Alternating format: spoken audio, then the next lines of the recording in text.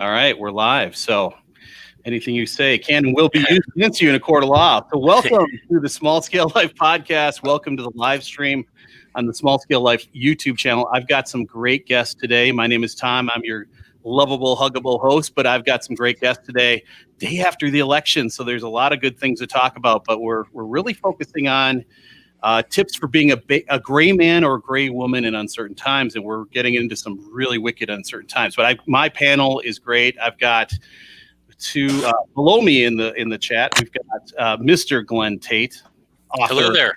Yes, Shelby Gallagher, author extraordinaire, and then I've got Mr. Tactical, Mr. J, over up to my right, left, wherever we are. So over there. So on the Hollywood Square. So yeah. Welcome to the show, everybody. Really glad you're here. Thank you for your time and your expertise. And why don't you introduce yourselves? I'm just reading the names, but tell us what you want. Ladies first. It's my Ladies policy. first. I'm Shelby Gallagher. I am author of a 3-book series called The Great State. And I'm also a co-host to a podcast radio show called Prepping 2.0, co-hosted with my husband, Glenn Tate. Your turn, Mr. Tate. Oh, I am Glenn Tate, not my real name, but we'll get into that when it comes to gray man stuff. Author of a 10-book prepper novel series called 299 Days. Came out in 2012 and 13 and 14. Kind of sort of predicted a lot of stuff. Hate to say it, but it's true.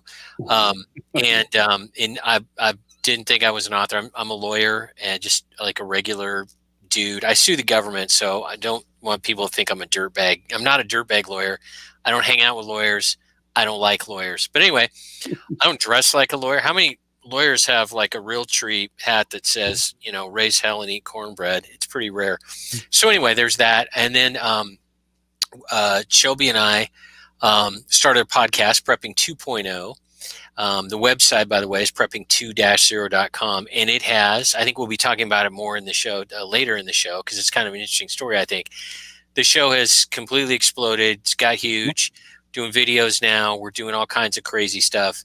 And a lot of people want to hear about preparedness and especially that intermediate level. You can tell by the name of the show, Prepping 2.0, that it's the next level of prepping. We don't mean that as any kind of like elitist thing, like we're not, raising our nose at beginners, because we were all beginners and everyone should be a beginner at prepping, but then they should go to that next step, which is largely focused around community, around, I don't mean like your city, could be, I guess, but it's mostly your family, your tribe, your mutual assistance group, your team, your crew, whatever you want to call it, and the surrounding neighborhood, and making sure things go smoothly that way. So that's what Prepping 2.0 is about. And I think a lot of people want to hear about that topic because the podcast has gone bananas. So good. We're glad to get some information out, and we candidly talk about things. Shelby and I have been prepping for about 10 years, things that we've learned, and we are very candid when it comes to stuff that we did wrong, and we'll laugh at ourselves and be like, hey, don't do this. That was super dumb. So, and there's a little bit of humor involved in the show too, which is kind of hard to do when the topic is the world ending and you're being funny. I don't know. That's a plus. So there you go. That is the book series and the show Prepping 2.0. And I should note Shelby she mentioned that she's wearing a mask because of stalkers and stuff. She's not wearing a mask because she loves complying with government orders. That is not, trust me, that's not it. She's more into wearing masks to maybe like rob a bank. That would be more her style. So anyway, there you have it. Only in Minecraft. Mr. J, I don't know if you're still around. Hey, let's introduce yourself, man. Jay. That's it. All No, right. I'm kidding. I'm joking. So I've been on the show a couple of times. I was nice enough I think I reached out to Shelby and Glenn about medical preparedness. And we kind of, as their podcast was in the formative stages, I did I think about an hour or so with them and had a good talk about that and shared some ideas about different types of medical kit to have, things like that. I am in healthcare. I'm also a firefighter, so I have the experience, the hands-on experience with some pretty chaotic stuff. And I've learned a lot from everybody in this chat room, both their work and their podcasts. So I'm happy to be here. Yeah, and I've got to thank Jay. He was the one that turned me on to your books, Glenn. So that's kind of how, and then followed right into Shelby. So I've been listening to your podcast since early on, and it's good stuff. And I like to say that I had my Grant Matson days of khakis and kind of doing the consulting thing as an engineer, and really it was the 2008 crash that was like, all I do is work. I don't have anything else. I need to really start getting other skills and getting better prepared for things. And if my job goes away, we're in big trouble. So that's, and I was living in Illinois, so go figure. Jump from Illinois to Minnesota. So yeah, that's really good stuff. Here at Small Scale Life, we're all about, we've talked about homesteading and growing food. We've been talking about building community around you and getting financially free. And, you can't really prep or build a homestead or really do anything if you're living hand to mouth and there's no money in the bank, right? Or no money in your tank. So that's really what we're all about. And being more resilient is really important thing. So as we look at today's topic, our world right now, we are in a great chaotic time, I would say. I know you all have done things and prepared yourselves. There's a lot of people out there that are hanging out there. They're getting censored. They're getting knocked off internet for just posting things or saying things and losing their jobs. So it's really, I think this becoming a gray man or woman is really important. We really need to protect ourselves in our career. I mean, any one of us, we lose that job, suddenly the financial end is out from under us. So really wanted to bring you all on and talk about being a gray man or woman in uncertain times and what that means, what our definition of that means, and then how do we do it? So how does, especially from a preparedness and resilience perspective. So do you all have a definition for being a gray man or woman? Well, I'll start, and I'm sure Glenn will jump in there too. We've talked about recently, especially in light of what happened in the last couple weeks, last 3 weeks regarding the Hunter Biden laptop. That then I believe I always get them confused. The New York Times made their expose on it, and Twitter and Facebook suppressed and shut down multiple accounts out there of people just trying to share that link. And just in the last week or so, they've allowed, I believe, is it the New York Times, the New York Post? New York Post to have their Twitter page back. Oh my gosh, the Queen has spoken, and they get to have their Twitter page back. So we know this here at Prepping 2.0, and Glenn and myself, we know digitally our time is limited. We know eventually we're going to get kicked off of Facebook. We're going to get kicked off of all those places because, oh my gosh, we talk about prepping. It's so controversial. I know. We have in recent weeks, and it started about the first week of October, created, and luckily there's been new platforms created. The alternative to YouTube is Rumble. The alternative to Facebook is MeWe. And I know there's lots of others. I know every time I say that, people are like, well, what about this, this, and this? These are what we picked. The alternative to Twitter is Parler. We've chosen all those. We're not going to leave Facebook and Twitter and all those places yet. We're going to let them kick us off, and we're going to have the joy in that. So I encourage people to do that because one of the main ways that people, one, communicate these days is via social media. And number two, that's where we consume a lot of news.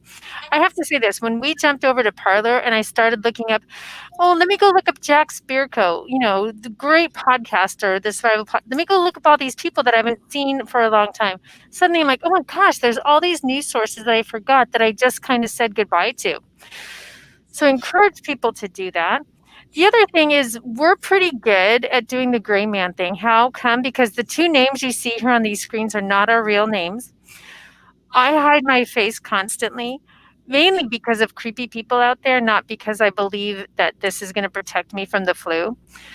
But I encourage you to, folks, think of, we do this for reasons that we already were concerned about long before all of what's happening is happening.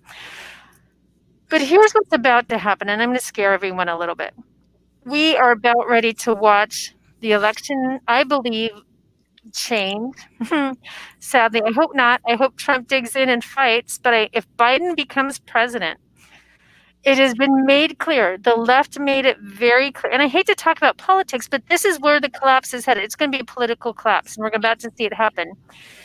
We're about to see Biden and the socialists become president of the United States. You don't think for a moment, with all of their hatred towards conservative Trump voters, that they're not going to open up the voter rolls and figure out who each one of us are?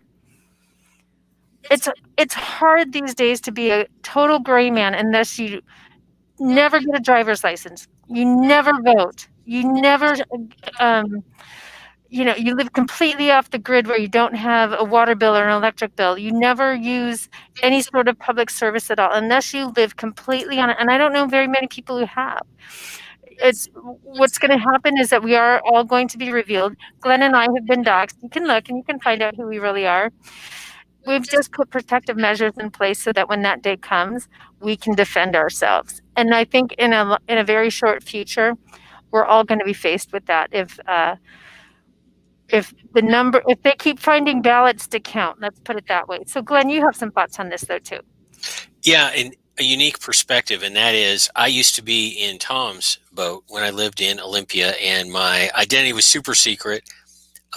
My first wife, who wasn't cool, Shelby is, my first wife, socially absolutely, completely unthinkable for her to be married to a wacko prepper. And also my jobs, while I've always worked for conservative companies or foundations or think tanks, it was still just a terrible idea to be out as this conservative patriot prepper guy. Christian too, that doesn't help when the acceptance by the world. And so I completely understand where you're coming from, Tom. And I think a lot of people listening are probably in that boat where they have to stay gray so that they don't suffer the effects of being outed, right? Could be job effects, could be social effects, all of those other things. I don't have a really good way to address that situation. I can just tell you what I did, and this may not work for everyone. I started a new life. Long ago, a very good friend of mine that works for a very cool company that does very cool things that fit my personality well, said, he'd been saying for years, what is it going to take for me to get you to move to this small town and be general counsel for this company? And I didn't have a good answer because my first wife wouldn't let me move, blah, blah, blah. And then as the first wife was no longer a consideration, I said, I'm going to take you up on that offer. So Shelby and I moved to a very rural place. Yes, we're in Washington State, but trust me, it ain't Seattle, like at all. Mm-hmm. And it's strategically in an amazing place, extremely well suited for preparedness. I won't describe why, but anyway, so picked up, moved my life, and obviously my company that I work for, they absolutely love that I do this, and they totally encourage it, and it's all good. So if you're trying to keep things under wraps, I don't know of a way to do it. And it would be great if we could come on the show and tell everybody how they could do it, but we don't know of a way. We take some pretty minimal precautions, use fake pen names. We generally hide where we are. We don't advertise it and all of that, but that's about it. So it seems like people want to be gray, as I mentioned, in order to mitigate the effects of being outed. The only solution I have is to not worry about, to be in a position to not worry about the effects of being outed because, for example, you work for a very conservative company in a very rural, squared away place, and you have a really cool spouse. I don't know if those things line up for everybody, but what's that? I think you just echoed on yourself. Oh, okay. So anyway, that's what we came up with. I guess the big point, to sum it up, would be I don't think you can stay gray nowadays with technology. And instead of being gray, you need to focus on being resilient and not needing a corporate job, not needing social standing, picking your own new friends, picking up and moving and getting your own new friends, not caring about what Uncle Billy and Aunt Tilly say at the Thanksgiving dinner because they're a bunch of whacked out communists. It's the separation time. We need to separate ourselves from the rest of society. That's a crazy thing to say and not easy, but trust me, I've lived this. Shelby's lived this. We don't know of another way. There's no drive-through easy solution. There's no way to download an app and this works. You've just got to be self-sufficient, be on your own, and be with like-minded people. I don't mean be alone, but just go and find that little place and go do you. Yeah, I think that's a really good point. Jay, you want to jump in? Yeah, we've got, I mean, you guys are making some great points. A while back, I made some notes, so I'm going to go down and just barrel through them. To me, being a gray man the goal is to be forgotten, except by the people that you want to remember you. Meaning, Glenn talks about community. So passing in and out of social situations and, meetings with people that, oh, yes, I really don't remember him. No logos on your clothes, minimal insignias, neutral colors as far as like a rubber meets the road at like a practical standpoint. The idea is to blend in. A good example is you think of these certain groups that are out causing, it's rioting, right? You can't isolate one particular person. It's just an entire group of people. Whereas certain sides of these street scuffles and riots and fights and violence and ultimately death get immediately identified. This guy works here. This guy does this guy does that. This is his name. Here's his social security number. His credit card has this much debt on it, so on and so forth. Your goal is to just kind of blend in. That's what I take the gray man idea. Shelby brought up the idea of being on these different social network systems. I personally, this is about as comfortable as I get with social media anymore. And there's a very distinct reason for it. I don't have a business. I don't run anything that, I watch what I say, and I don't run anything that I would need to have as a resilient backup platform for that very reason. But if you kind of segueing into that, think about China has their social capital system, right? Yep. The government has instituted it, right? The United States has the same thing. You got busted saying something on Twitter, you got banned from Twitter, you got fired from your job because human resources didn't like what you said.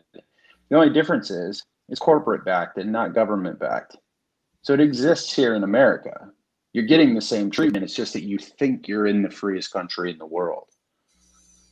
And then the gray idea versus the resiliency, like you said, having that backup plan, having the side hustles, having all that stuff. When you put together the idea of being resilient, what would you do, like a lot of Americans right now, if the paycheck stopped? If that 2-week or monthly paycheck, some people every week, but if that income stopped, do you have a backup plan? Do you have another way to make an income? And what are your steps to make that happen? Those are the questions that I've been asking myself as of lately. Yeah. Yeah. Yeah, that's just it. And I know you two have started, author, podcasts, you got other things going on, affiliates, everything else. And some of us are behind that in the, as the train goes, you're the engine, and some of us are at the caboose level, right? So we're coming along. But I think that's something that that I've taken upon myself now with the relaunch of Small Scale Life recently, is to interview small business owners and say, what are the challenges? What are the opportunities? What held you up? And try to inspire people to go to that extra level to start a business, to start it. I mean, we're so used to just doing the 9 to 5.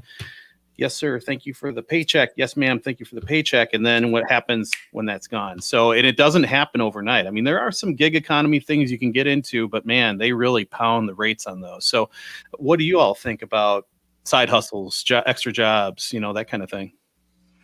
I'd love to talk about that because when Glenn and I got together, gosh, it's been 3 years now. When we merged households and we got together, we just had we were just, all right, you're doing this for a living. This is how we're going to pay the bills. And what's come out of that in the last 3 years, and this is where I give people hope. And I talk to people about this when they're talking about, all right, we're going to relocate, we're going to do the prepping thing, and we're going to get out of the city. And um, we had the opportunity at the time to run an Airbnb near where we live. And that's something we'd never done before. But we're like, all right, let's do this, see what happens. Well, figured it out. Oh my gosh, that was a nice little side business that's now expanded into 2 properties. One of them is the cabin, which is great. The cabin from the books.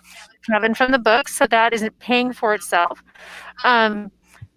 Books is definitely a side business. Our podcast radio show is a side business and growing. And we've done all this in 3 years. I encourage people, whatever your talents are, try to find different streams of income. And I was stuck in the rut for a long time. Like, well, my income, it's my 9 to 5. That's my income. Actually, my 9 to 5, honestly, is what pays for health insurance. Because I'll tell you what, it's not great pay. Pays for the health insurance. So that's what's going on there. But encourage people, find those opportunities around you and think outside the box. Use your God-given entrepreneurship. Well, we still have it here in the United States. And I think one good thing that came out of COVID, if that's even possible, people started finding thinking outside the boxes, these extra side gigs, these extra that fit them in their lifestyle because they were forced to. Really, we're big proponents of that. That's what makes us great as America, is that we can have these. We're not just, you have to do this, you have to do that, and we have to do what the government says. But side businesses, they are what's going to save us, honestly, in the next few years, I believe. But Glenn might have some thoughts too. Yeah, several thoughts on this. One is, and again, having been the corporate lawyer guy, in the suburbs, I can really relate to this. One thing, and it's the hardest of all of this, is to realize you don't need all that stuff. So easy to say, and I'm not virtue signaling. I don't live a Spartan lifestyle really, but you don't need all that stuff. It's like, well, why do I need a 401k? Because I'm pretty sure that stuff's going to melt away here pretty soon. Inflation or a variety of other ways it could go away. Why do I need this? Why do I need this? What really? A $40,000-$60,000 SUV to drive kids around to like sports practices and ballet and stuff? Is that really the only path in life? Again, you could be hemmed in by a spouse. And so I'm not suggesting you get a divorce, but I'm saying, that could be a limiting factor for a lot of people. And so you don't need all that stuff. Here's another thing. And Jay was talking about this a little bit. About losing your job and what happens to everything. A lot of people here in the next few months are not going to have a choice. There's going to be massive job cuts. The economy, even if Trump litigates his way to winning, I hope he does, but even if that happens, there are a variety of economic problems that are going to unfold. That's a 4-hour show that we don't have time for, but suffice to say, a lot of people, here's my point, a lot of people are all of a sudden going to be without that normal corporate job, and they're going to be forced to do something about it. And there's 2 ways to go about it. One is to cry and sit around the suburbs and feel sorry for yourself. The other way to go is to move out in the country, live on a whole lot less, and just deal with it. So there's some thoughts. And so here's another set of specific. Oh, by the way, it's a much lower cost of living out here in the country, much lower for a variety of reasons, not just wages and taxes, but just the expectations, the lifestyle. You can get away with being comfortable out here for a lot less. Here's another angle to all of this as it relates to prepping. It may not be exactly what you were asking about, but being the good politician I am, I'm going to say what I want instead of answering the question. But that's wonderful. Please be bigly. But prepping and side hustles intersect, and here's how. Shelby mentioned do something that you're interested in, all of that, and gain some skills. Totally agree with that. The jobs / skills, whatever it is that you have now, could end up being the way you barter and make it through what's coming. Classic example. No one ever talks about this. I illustrate it in my books, but that is, a lot of guys are into tactical stuff, which is good if done correctly, and it's not just an excuse to buy stuff. But if you really work with a team of guys and get really good and all of that, when the collapse happens, your skill, your job, your side hustle, whatever you want to call it, could be security. And I think a lot of people are going to feed their families by providing security for other people. And it doesn't take a gigantic, dramatic, cataclysmic, absolute collapse for this to happen. I think for a variety of reasons. We have a show called The Cartelification of America. We have a private military contractor and special ops friend of mine come on, and he talks about how we're going to start looking like many other places in the world where cartels, and I don't just mean like Mexico, although that's a good example. Cartels kind of run things. Well, when cartels are kind of running things, people need stuff. They need protection. They need people who can navigate among the corrupt police. And that's not a rip on law enforcement right now. I'm saying in the scenario of cartelification, things are mildly to severely corrupt. They're going to need people that can just kind of get this stuff done. That could be you. And so skills, side hustles, and barter jobs can merge into one. But the extra money from side hustles is liberty. Absolute liberty. We are able to do things now because of the books and podcasts and Airbnbs that we couldn't do. And I don't just mean spend money. That's not what I'm getting at. For example, Shelby can have a job that doesn't pay as much as previous jobs she's had, and that's okay. And that's liberty. And it makes all of us happier. So anyway, those are some thoughts about that. Yeah, and during our financial freedom discussions, we talk about steps of freedom or degrees of freedom, right? And if like when we lived in Illinois and I was a sole breadwinner and consulting was drying up, railroads called me and said, you're a tool, you're like the computer on my desk, and I'm just turning you off because I got to keep my people employed. That was a real blow. And so when you have a huge mortgage, you're all strung out on credit card debt, cars, phones, the whole deal, data plans. There is no freedom there. You are essentially a debt slave. And if you can figure out how to reduce your debt, eliminate debt, build up a safety fund, emergency fund, and you put some away, that gives you some freedom, right? And if that job does go away, like, American Airlines laying off 30,000 people or whatever, you can kind of walk away and say, okay, I've got a small mortgage and we can make this happen, right? We can figure it out. But when it's $2,000, you can't go get a job at Walmart. It's not going to make it. You got to get something bigger and better and more stressful too. So there's some stress involved in some of those bigger, higher paying jobs too. And if you eliminate that, suddenly you're not as strung out and stressed out too. There's some health benefits there too. So tremendous health benefits. I can speak to that. I thought of another aspect of all this. So I kind of want to go back to it. And that is this. If what we think, Shelby and I think, and many people listening think, is going to happen, things like food are going to be either somewhat scarce or extremely expensive. Kind of a side hustle in a sense, but it is liberty. If you are gathering up food, for example, all these people with all these big, cool jobs and all these giant mortgages, first of all, a lot of them are going to lose their jobs and know what to do. But second of all, even if they keep their jobs, the stuff they really need, like food, is going to cost more. If you have that stuff, you don't have to spend inflated dollars that you may not have on stuff. You can just take care of yourself, and it makes it a lot more tolerable. You have a lot more room to maneuver if your basic needs are taken care of. And of course, that would apply to things like make sure there's heat and stuff like that. You need enough for, utilities and that kind of stuff. So that's another way of looking at it. The world isn't like large wage, large tax, large cost, suburban living. It's different. And Shelby's so right about COVID. I think the Zoom revolution now is what are we doing tonight? I mean, it's StreamYard, but same thing. So there are those things. So don't look at the world like it was the past 5 years, because absolutely everything has changed in the past few years, 2020 in particular, obviously. Everyone knows that. Yeah, and we purchased some land over in western Wisconsin, and during this whole COVID crisis, somehow we didn't stay locked down. But anyway, we bought some land, and there were lots for sale in our little neighborhood. Well, they're all gone now. So people are looking to get out. Zoom, gig economy, doing this. You can work from anywhere now. There was a consulting firm that was very traditional that I worked for once upon a time. And it's the kind of thing where the owner was standing by the door with his watch and saying, oh, you're 5 minutes late.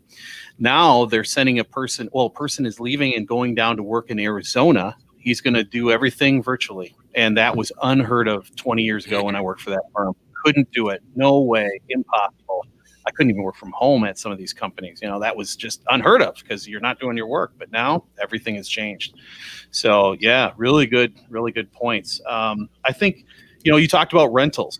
What special skills there? You got to have some maintenance skills, of course, and be able to have a lease and enforce a lease and pick up the rent and make sure things are working right. But that's the way my family did it for years. And they lived in rural spots, had rental properties, bought and sold properties.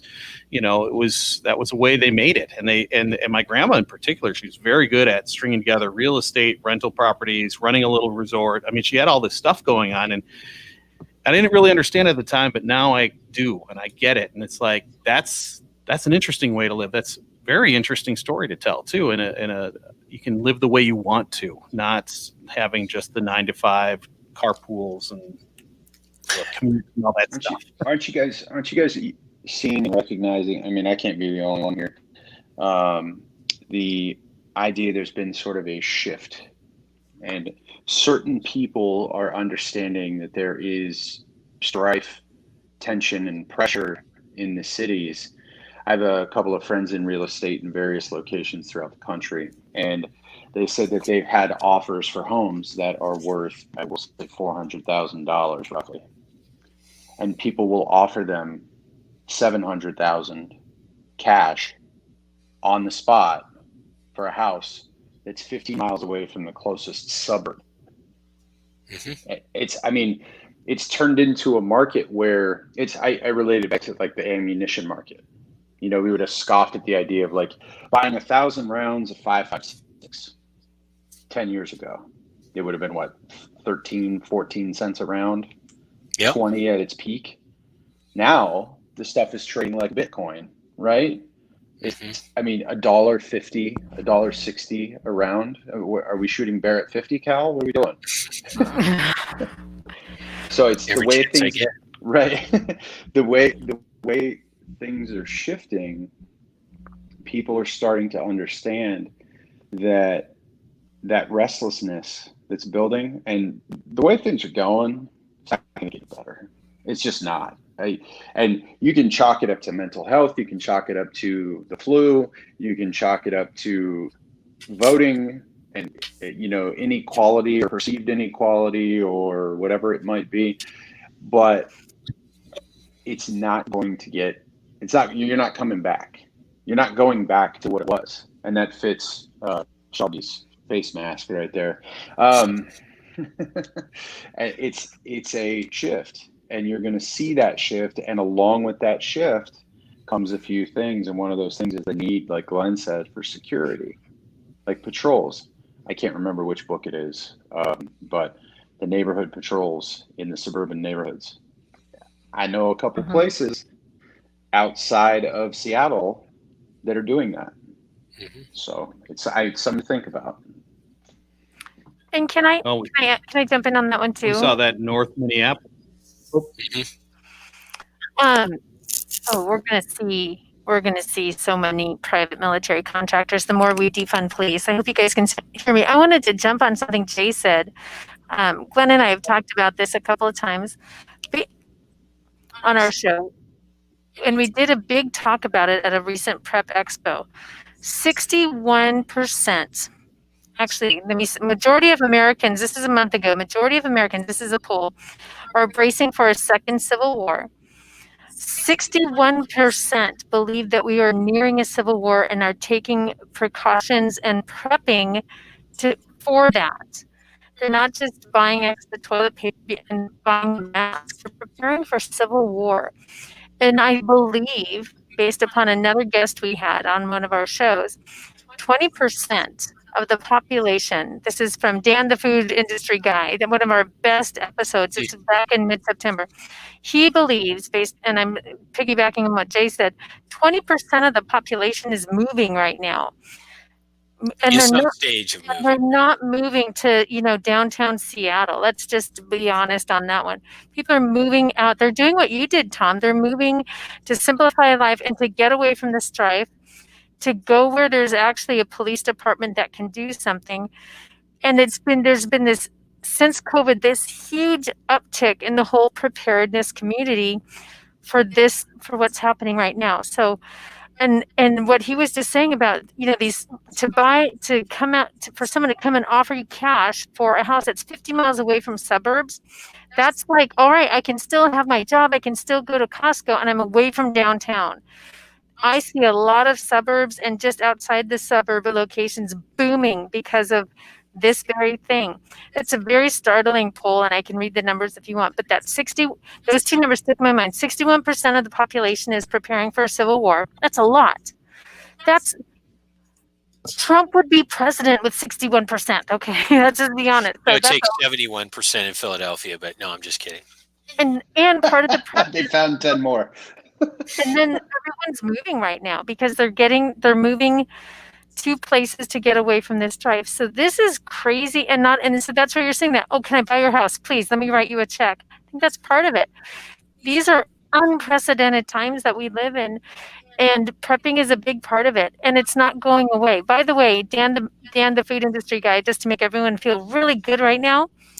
Not. I doubted him when he said this. He said, this was in September, and he said, all indicators tell him, he's never wrong so far, but I doubted him on this one, that there's going to be more lockdowns. Well, look what's happening in Europe. And we do know if we have President Biden, it's going to happen here again. So here we go. Yeah, by the way, Dan is a food industry CEO, and how we stumbled into him is a miracle. And he'll say things like, it was he was on in April on Prepping 2.0, and in September he was on twice. And he'll say, and he's not being a jerk, and he's not name dropping, but he'll say things like, and my favorite one is, I was on a conference call yesterday with the CEO of a trucking company that everyone would recognize the name of the company. And he said they're not going to be able to get nearly as much food out to the following distribution centers. I mean, it's that kind of stuff. One quick anecdotal story that really illustrates all this.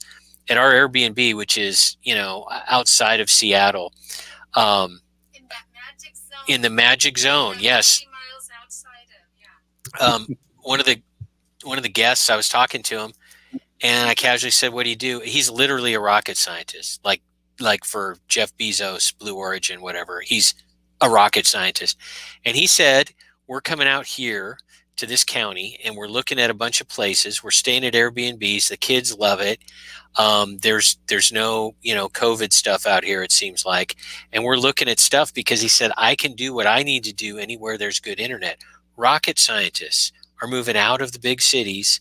He was a pretty kind of liberal millennial type guy. I mean, he's not a logger, and he felt good enough out in the country, to go do his thing. So there you go. That's the classic example of what you're talking about. Another friend of ours is a realtor in this rural county we're talking about. Not rural, but this far enough out, the ideal distance county.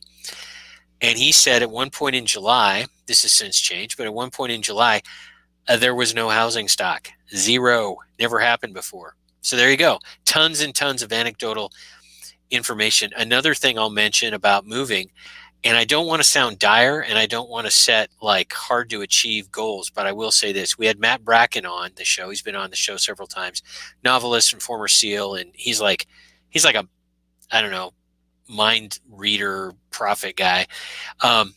And I was stunned when I said, so what are the top 3 things you'd recommend to preppers? He said, oh, that's easy. Location, location, location. He said, move out of the cities. And this is February before stuff started popping off. So I cannot emphasize enough, and I know how hard it is because I've gone through it. So Shelby, move out of the cities. I mean, move. It's not going to get any better, and you're going to be happier. So, soapbox rant over. No, I can totally back that up. Anecdotal, of course.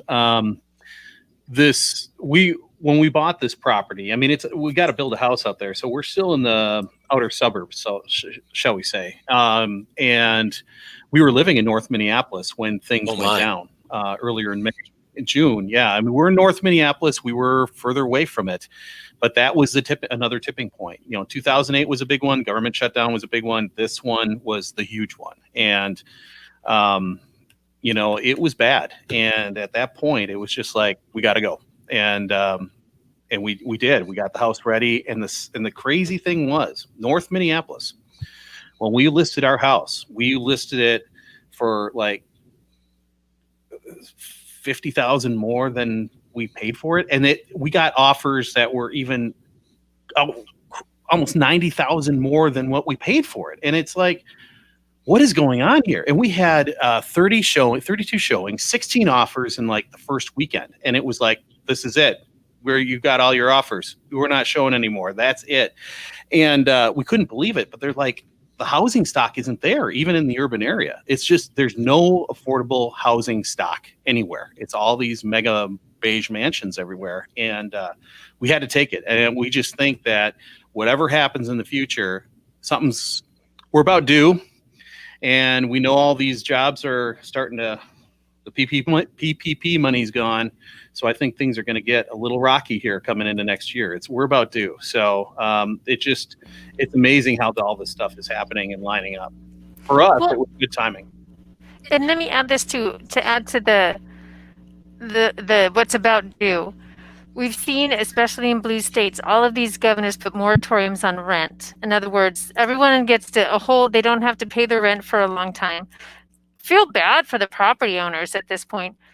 But those moratoriums are about to be lifted. And in most of those states, I know here in Washington, Oregon, then you now owe, if you're a renter, you now owe all of that back rent. There is about to be a huge crash amongst apartment dwellers who suddenly have to pay their rent, or there's going to be a crash of property owners because the moratorium's never lifted. So we're about ready to see another devastation. I don't know what's going to happen with that, but these people can't keep going forever without paying rent. So anyway, that's something to add to that. We have a world of hurts ahead of us. You see there's articles out there already about the housing market or the rental market in New York City and other urban areas out in the East Coast starting to collapse already because they just can't get renters. And I've seen other articles saying, wow, they've really got to woo the millennial and now the Zoomer clientele because they have very high standards and they're not going to take just what you give them, and they're not going to be satisfied with just that same old drudgery job. They want something meaningful. They want something good. And so it's going to be tougher for landowners to satisfy that tougher clientele, which is interesting. Okay. So, yeah, go ahead. Oh, no, go ahead. I'm good. I had something and I lost it. Never mind. Come on, Jay. Speak up, brother. You're getting old, man. You're getting old. Yeah, it's okay. I don't know what that's like. Get off my lawn. It's widely accepted in our culture today that the cities are the center of economic progress and all this other stuff, right? That's what people would have you believe. What better way to become a gray man or gray woman than to move away from those centers? Slip back into the shadows and get back away from those urban centers for all the reasons just listed. I figured that would sum it up nicely. As you guys were talking, I was thinking about that. So one question as we think about moving out of centers and moving into rural areas like we're preparing to do. So you finally got that raw land or just built your house. where do you start what do you start to do to start prepping there? I know one of our guys, he's Wow. just built the house and he asked that question. So John, this is for you, buddy. Big topic. Yeah. Let's see.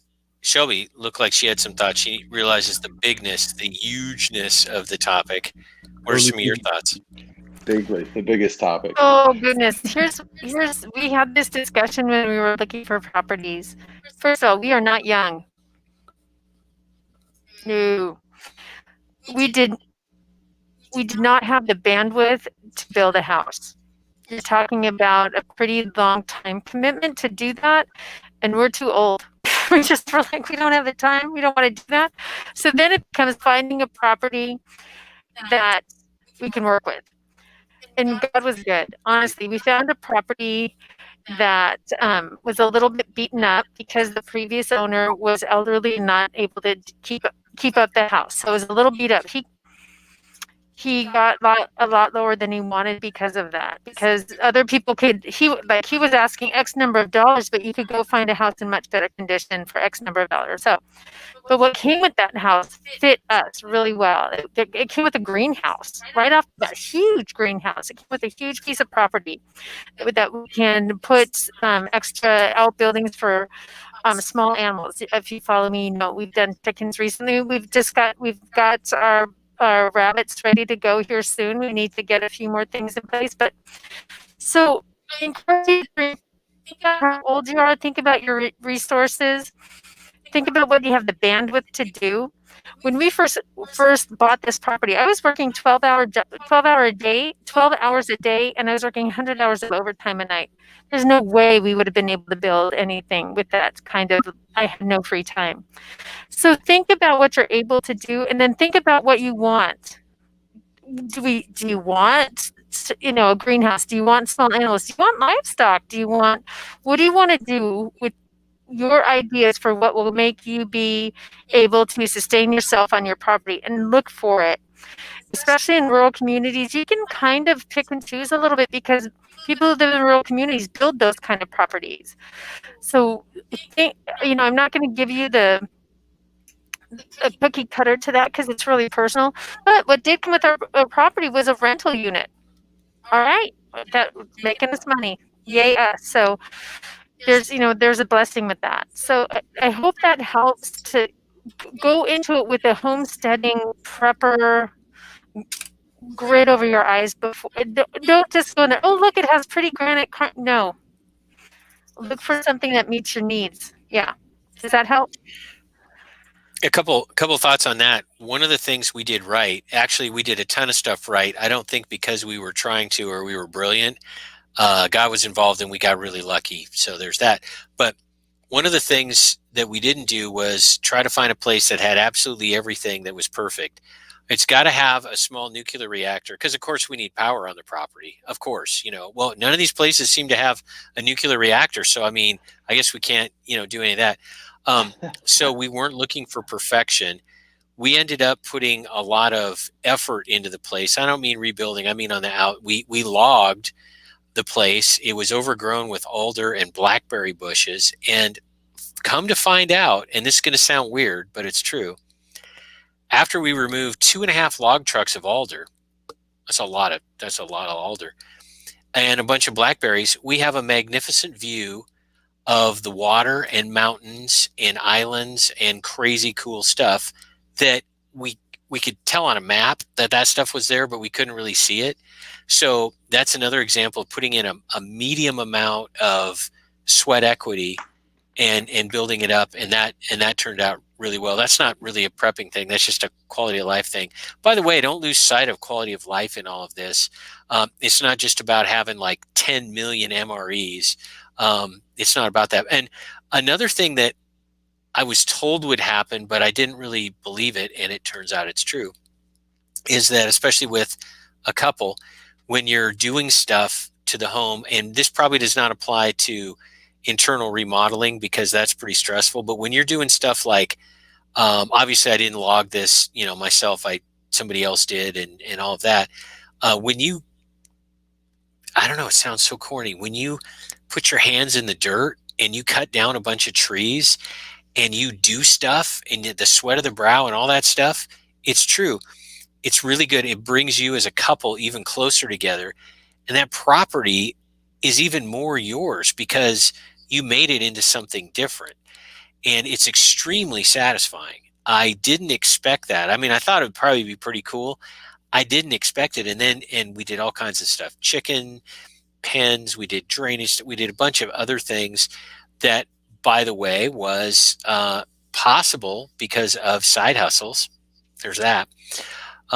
So it's very, very satisfying to do it. Don't expect perfection. You got to get off, YouTube and seeing all these tours of these amazing places. If you've got a couple $1,000,000, then by all means, I mean, I'm all for it, but it doesn't have to be that way. Another thing that's really important, especially in a rural location, this is probably obvious to most people, and that would be neighbors. Get to know your neighbors, be cool to your neighbors. There's a different deal out in the country. If there's a load of gravel coming and people are going to gravel the common road that's all got potholes in it because it rains a lot in Western Washington, be part of the crew that's shoveling gravel, that kind of stuff. It goes a really long way, and you can't take your suburban mindset. And if you live in the suburbs, you're probably a nice person. I'm not saying you're mean, but it's a different thing. So keep the neighborhood, the neighborly stuff in mind. By the way, sometimes it's kind of a pain because sometimes these neighbors in Shelby do not go off, please. Sometimes these neighbors can end up being total jerks too. So it's not all lovely. Oh, we'll add Jay back here. There we go. I totally agree with that. And we've been meeting new neighbors, new to us, but neighbors around us. And such nice guys, such nice people. And we had this old timer. He owned the property before, and he's like, yeah, there's access down the river, which is another thing you talked about. Water is life. That was one critical factor when we picked this property. Spiritually, water is life. In case the well goes out or something, power goes down, we've got water, we've got fish, we got eagles all over the place. We're not gonna eat those, but you've got food and scenery and water and all those things. But guy said, yeah, there's an access down here and it just needs to be cleaned out, and we're cleaning out buckthorn like crazy. It's a great teamwork thing, right? We're doing it together, and we're like, yeah, we can do. That'll be a project in the near future. We're going to do this together with the whole community. We're gonna do that project, and we're gonna make that a reality for good old Clay, my next door neighbor. So I'm really excited about that. Exactly. Jay, one thing that, sorry, I dropped audio for some reason. One thing that really helped me, and Glenn and Shelby, you both know, I really enjoy the books. The series of books are great. If you're looking for sort of a blueprint on how to do this, and you enjoy fiction that is, well written, I actually used the first couple of books of yours, Glenn, as the template for starting this process. And Tom will verify this because hey man, you got to listen to these books. Right? Yeah. And I'm sure cool. I'm sure I'm the only person on the planet who's ever said that ever. Right? Based on every prepping show I listen to. Oh man, there's these books, man. Written by Glenn Tate. You got to listen to these things, man. There's 10 of them. They're incredible, and so every show that I'm on, I hear those books come up. Well, I started listening to them, and I think that character, the main character, I think he speaks to a lot of what's going on right now. Now that window is slowly but surely closing, and at some point it's going to slam shut. But the proverbial window of how much time you have to get this stuff ready. The way the books are laid out, it's a blueprint for how to be prepared, how to set things up, and how to tactically change your mindset to get things going. Now, what Tom talks about, namely, is gardening, like a minimalism kind of setup. financial strength, fitness, those type of things. And that all ties in. But if people are looking for a blueprint, I'm gonna be your pitch man for a little bit, Glenn. It's those books, the way that they are set up, you have an entire population of families that are in the position that your main character is in the suburbs, not happy, out of shape, not willing to put in the hard work, and they probably couldn't do it if they tried. But at one point, they did this. They ran for 4 touchdowns for Polk High. That's a Married with Children reference. You're welcome. Yeah, life's fair. But that's your template. Now, I don't know if there's going to be a soft government shutdown based on economic collapse. Hint, there probably will. But that's a good framework, and that's a good place to start. I could see, as it was being written, I could see the cabin. I can see it. I know it's a real place. You told me it's a real place, and you rent the place out. But I could see, like, man, where he's describing, pretty sure I know exactly where that is. So. Well, I have to thank you. I appreciate it, and it never gets old because I can't believe that the books turned out as well as they did. They were divinely inspired because I'm just not that creative, and but I'll say that. But what you're saying makes a lot of sense with sort of like suburban guys, ex-suburban guys like us. Shelby's books speak to, in that same way, especially single women or suburban women who don't have a real vigorous husband. And she has brought a lot of, we get a lot of comments, a lot of feedback on this, a lot of single moms. Think how hard it would be to be a single mom, or I'll say like functionally a single mom. I mean, if the husband is like on the couch all the time and watching football and, not engaged, then you're kind of a single mom. Think how scary that would be. So her books have brought a lot of people into that from that perspective. And as far as we know, we actually don't read prepper fiction. We don't read books. I don't, because I don't have any time. But anyway, as far as we know, her books are the only ones that are from the perspective of a single mom prepping. And so I know none of us on here are single moms, but that's a huge chunk of the population. And I'm glad she wrote those books to speak to that, because we don't want to forget. I mean, women are 50% of the population, obviously, and we don't want to forget this huge segment of people out there, because they're a huge segment of the population. And also they could come knocking at your door, right, when you're the squared away one, and the single moms from the cities that, like your sister or something like that. And you need to understand how they think and how things work and the challenges they have. Anyway, yes. Well, and if I can add to that, with all these COVID lockdowns, we're not hearing it yet. But if you're a single mom and you just lost your job because of COVID, or you haven't been able to work because of COVID, your collapse is now. That's a really good point. And we all remember, I mean, I've got pictures from all across the country of empty shelves, no meat, no eggs, limits on canned goods, pancake mix, forget about it, toilet paper, water. Remember all that? That was completely gone for weeks. It's coming back. And it's going to return. It's starting again. Yeah. Yeah. So, yeah, imagine being a single mom and you've got shortages, no job. I mean, good grief, kids that are trying to do Zoom, and you've got to somehow keep them in classes that are virtual, but don't have money to pay for the internet. I mean, man, it stacks up fast. I mean, Jack Spirko talks a lot about stacking.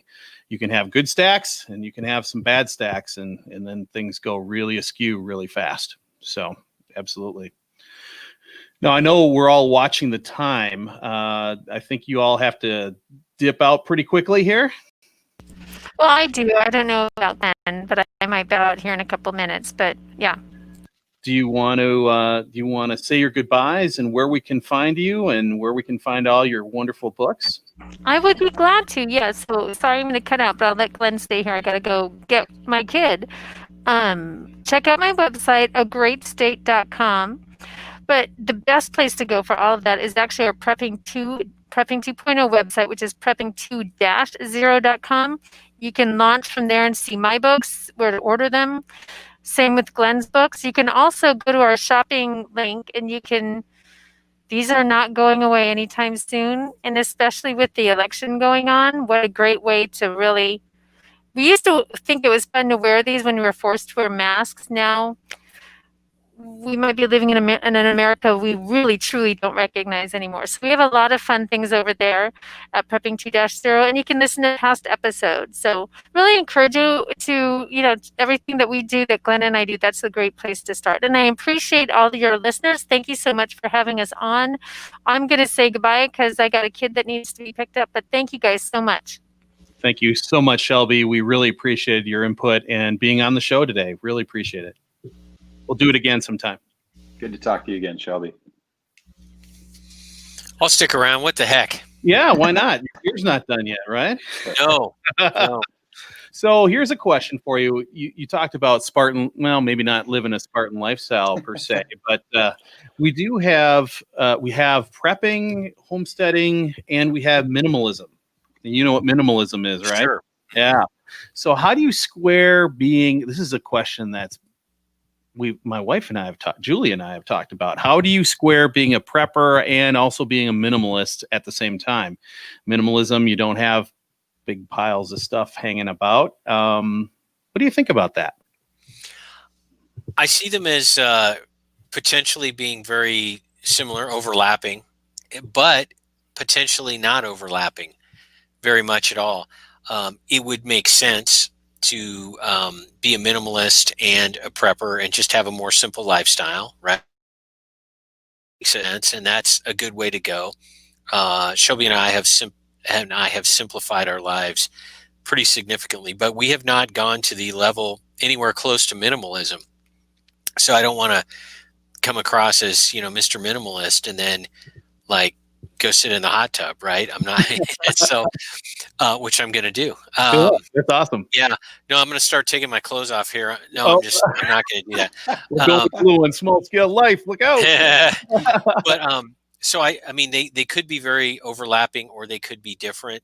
Prepping is, of course, just having stuff and skills and being able to handle situations and all of that.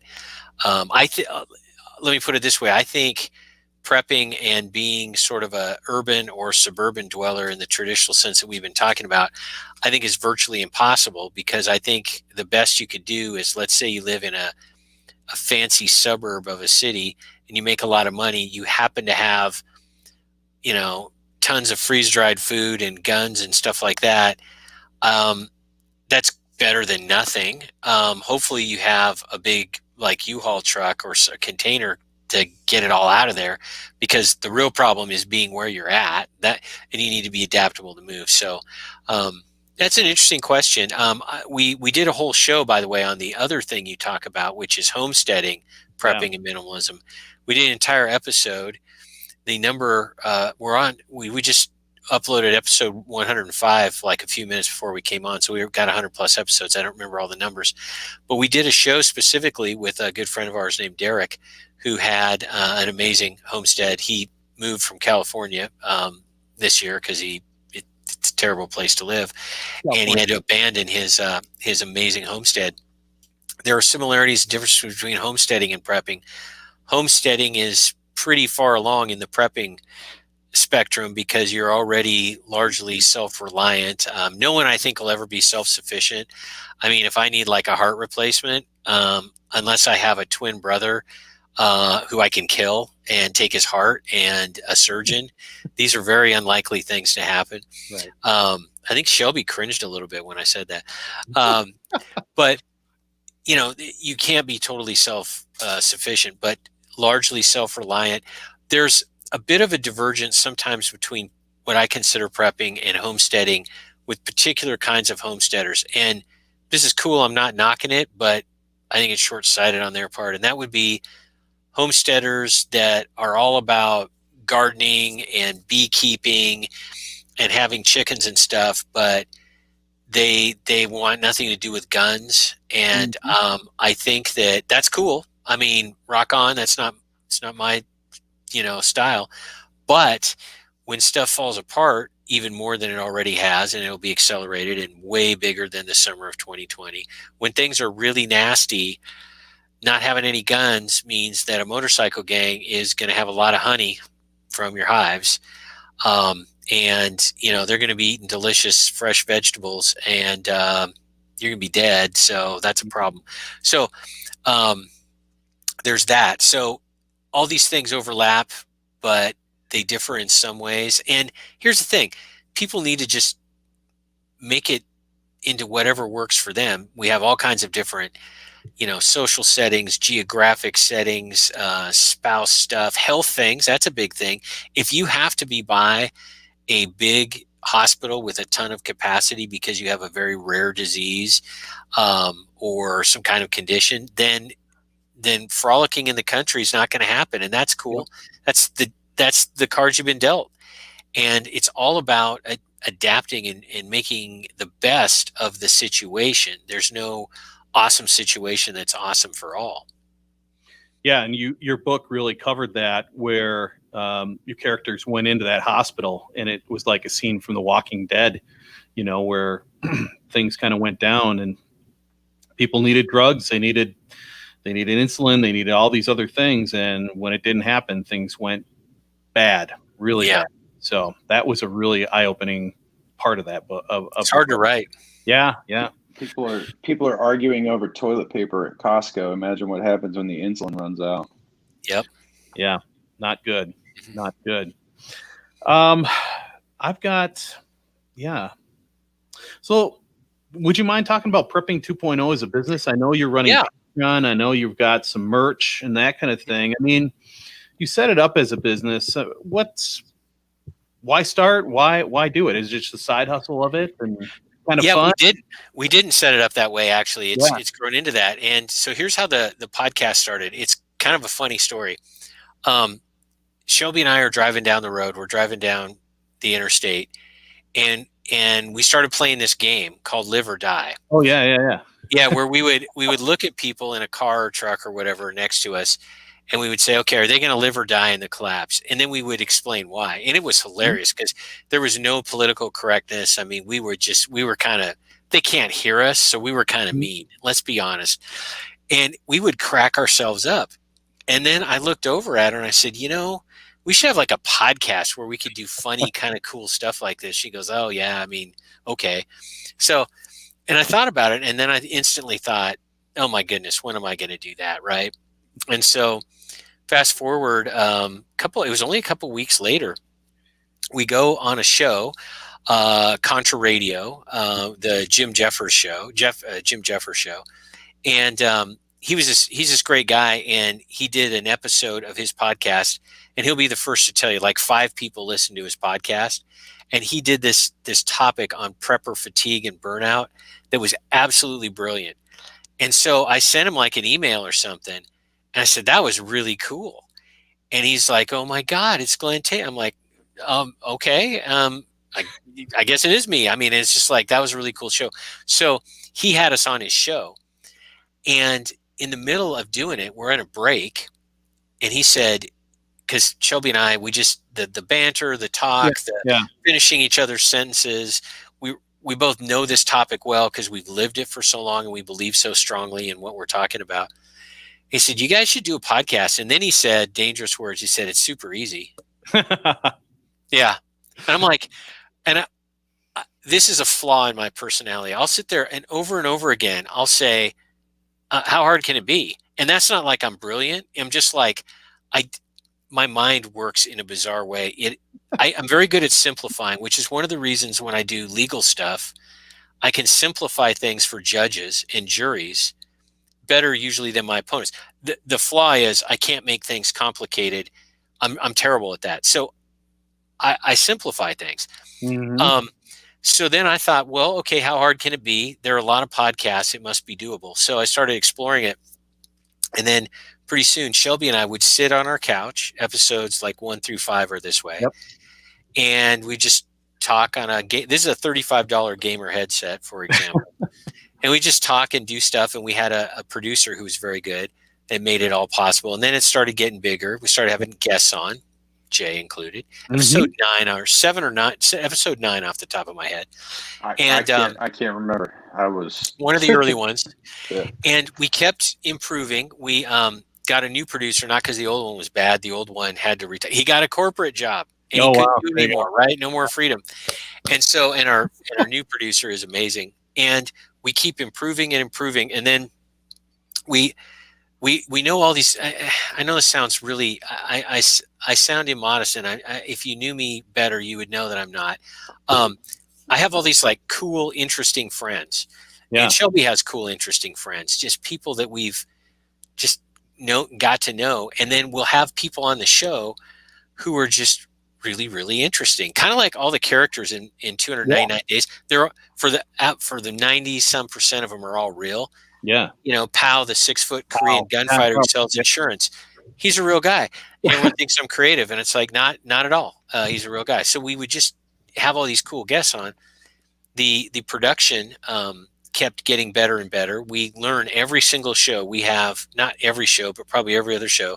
We have a call with our producer, who's like real, like legit Hollywood show producer who can't tell anybody that he's one of us, right? Because he's afraid of losing his job. So he's got like multiple layers of fake names and stuff.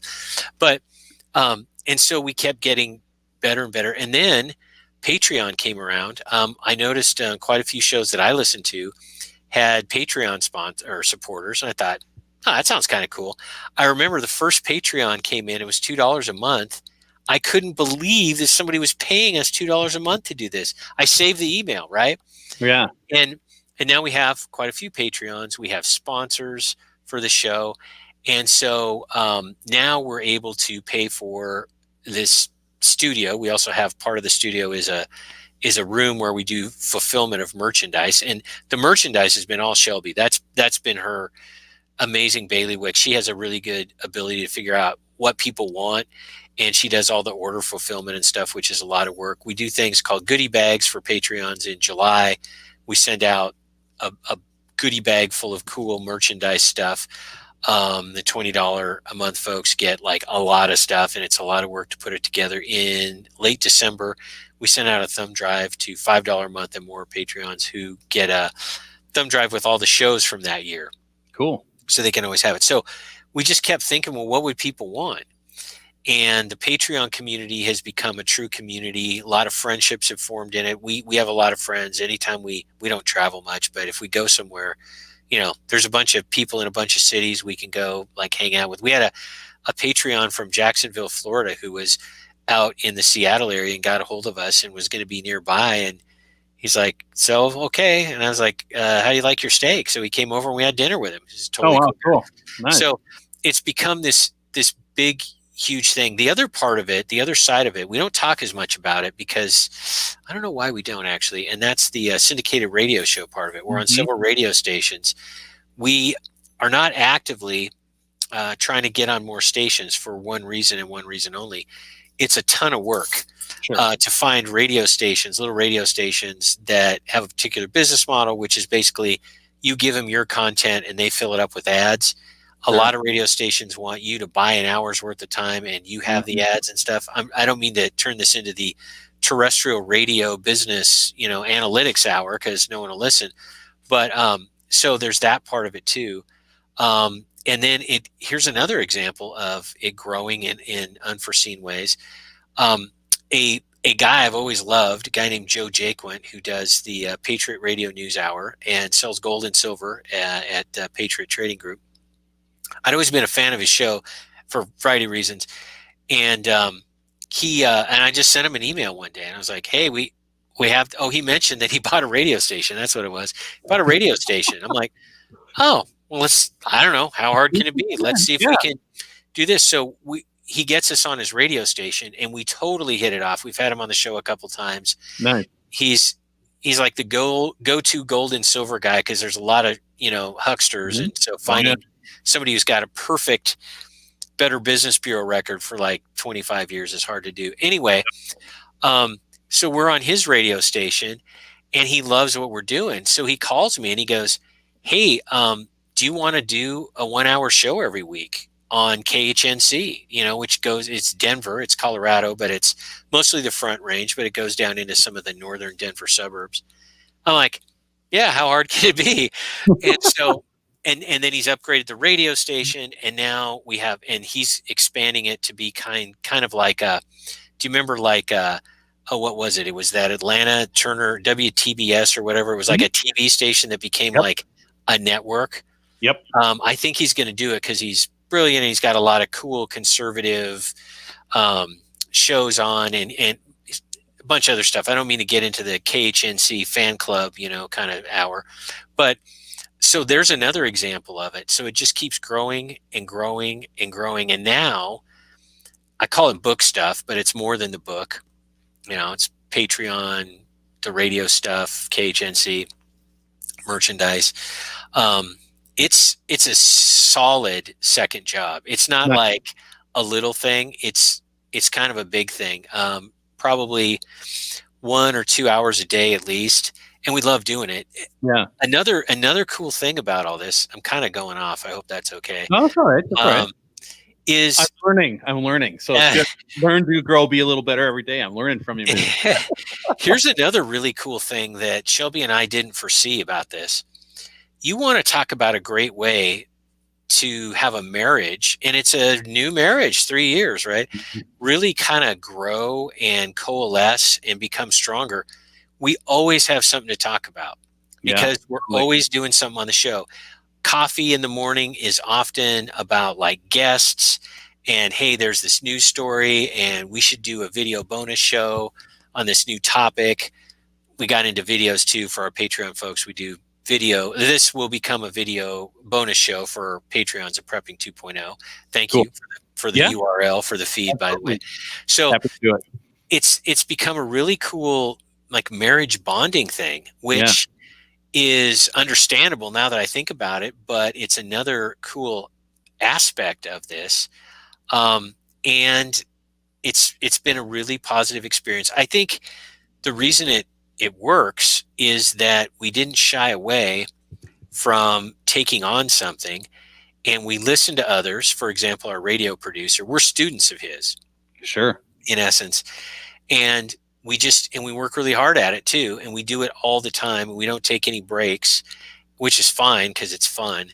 So if you have the right mindset and work ethic and you're really passionate about something, odds are it's going to work out. And it's worked out really, really well. And I can't imagine not doing this stuff. I can't imagine it. So yeah, it's been super positive. That is the Prepping 2.0 story. Yeah, and I would agree with you. Going like I was in Milwaukee, and there's a guy over there. We've been friends on Instagram for a couple of years. We finally got together, had a beer, had some onion rings, and at a brewery. And he wants to start a little podcast. We're talking about things, and it's amazing the connections. I mean, my grandma had a little resort, and I have some land in central Wisconsin. That's where he was. We're about 2 miles away from each other growing up and fishing on little lakes just down the road from each other. Wow. And yeah, it's just weird stuff. And we met so many cool people out there doing this all over the world, all over the country. I can't imagine not doing it, even though we took a little break off the summer as we were getting the house ready and moving out of North Minneapolis. But it's been really good. Monetizing it has always been, it's like your art, right? And trying to monetize your art, and you just got to get off your rear and do it, so to speak. Have you found blowback with Patreon? Because I know Patreon has some different philosophical values and all that. Homesteaders don't like it. Jack was on it. Jack Spirko was on it, got off it. Nicole Sauce from Living Free in Tennessee was on it. She got off. What do you think? We've had no problems. And I know that the management of Patreon, the owner in particular, is like every other, Silicon Valley, big tech commie, right? I mean, I don't know. I saw him, he did some interview and I was like, I don't know. They've been great to us. There's been no censorship. We have a plan because we are prepared. Of course. If Patreon kicks us off, there's a conservative censorship free. It's not really conservative. To me, it's conservative, but it's just probably more libertarian than anything else. Censorship free platform like Patreon, that we've got an account and we're ready to go. Every week I download all the Patreon's emails, and I've told them that if you get an email from us and say, go over to this other platform, we're not kidding. Yep. I don't tell people what the platform is because I don't want people like trying to sign up for it, and we don't post content there and all that. I just don't want to confuse people. So there's that. Got to have a backup plan. It's been good for me. I look at some of the other prepper, conservative, patriot, whatever. I don't even know. We got to come up with a better word, by the way. Anyone with a suggestion for a term, I'm all ears. I think intelligent is the yeah. The other shows out there in this genre, I guess, have also not had problems with Patreon. I think of Pastor Joe Fox, Viking Preparedness.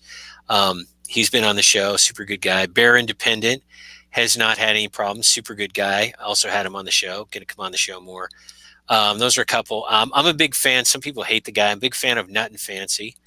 And he does gun and knife reviews and a bunch of other stuff.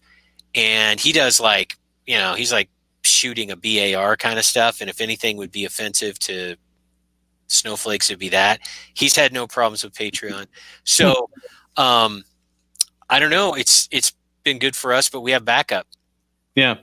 No, and we, our topics, we don't tend to dip. We don't really dip into political stuff at all. And I was just curious on, with homesteaders kind of getting a little more libertarian homesteaders getting a little spooked off there and just saying, no, we're not going to do that. And I guess that's kind of held me up from going on there. And, you're producing a product. We've got 175 shows, why not throw them on there? And, it's good stuff. So one of the interesting things, by the way, about Patreon for someone who's considering doing it, or something like Patreon, whatever, a subscription platform.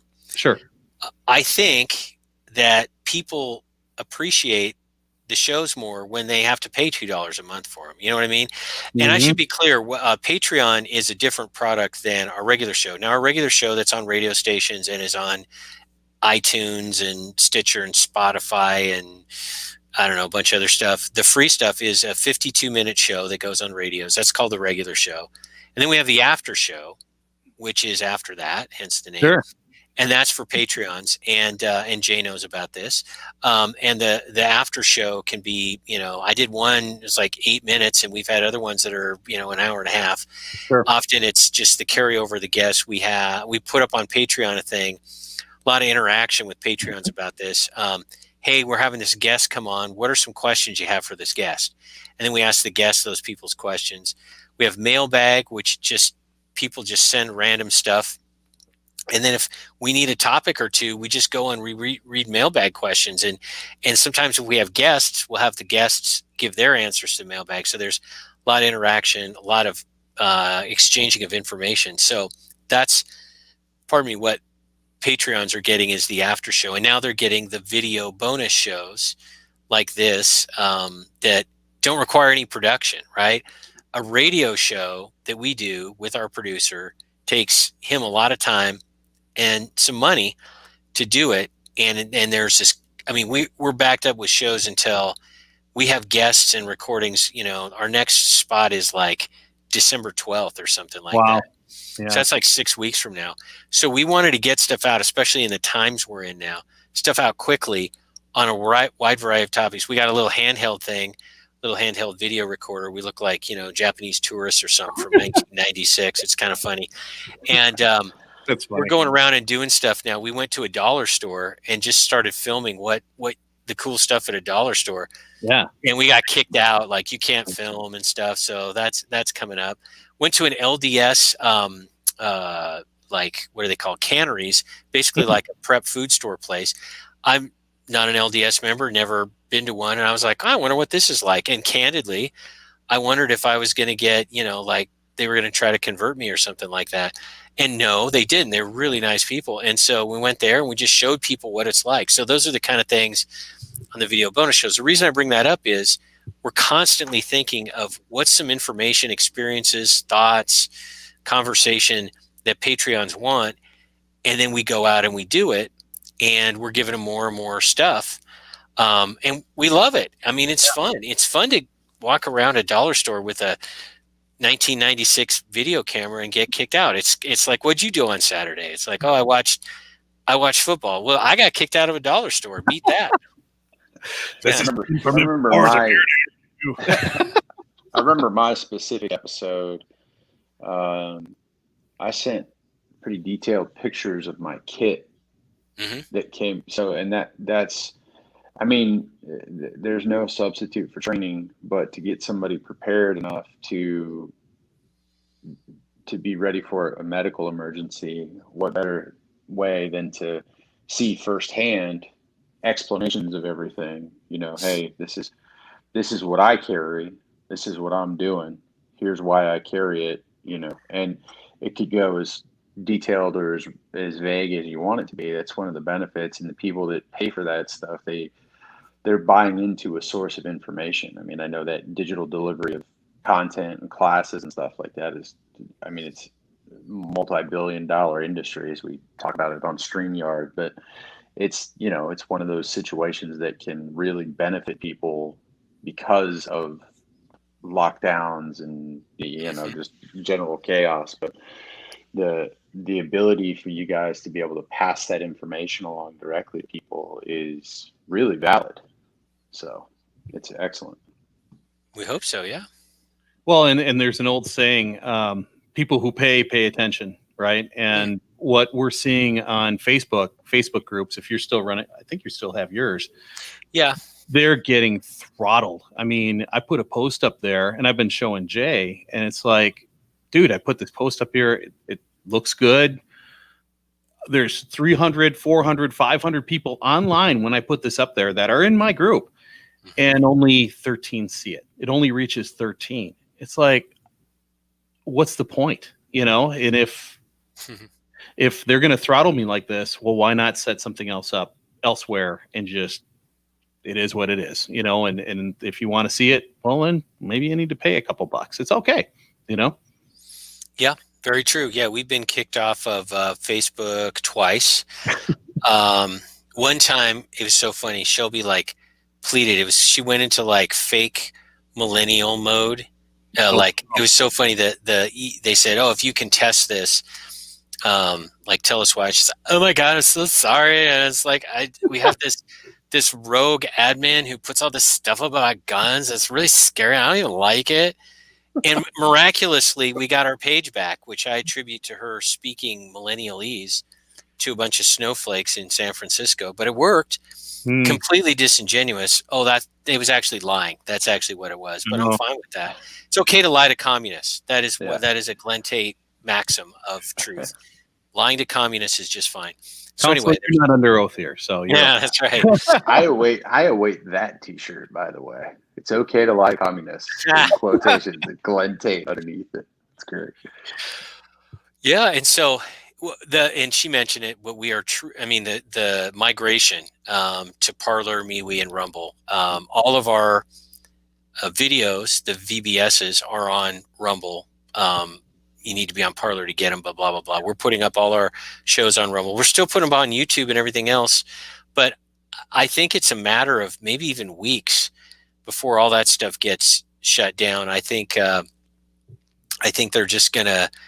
They've just picked sides. You know, what is it that Nike said? Words to the effect of, we have a market share of $92 billion. We don't need Trump supporters. You know what I mean? So I think they're picking sides like that. So, okay, cool. It's fine. I mean, it helps with the voluntary isolation, right? The getting out of the mainstream society and just separating yourself and doing your own thing. Cool.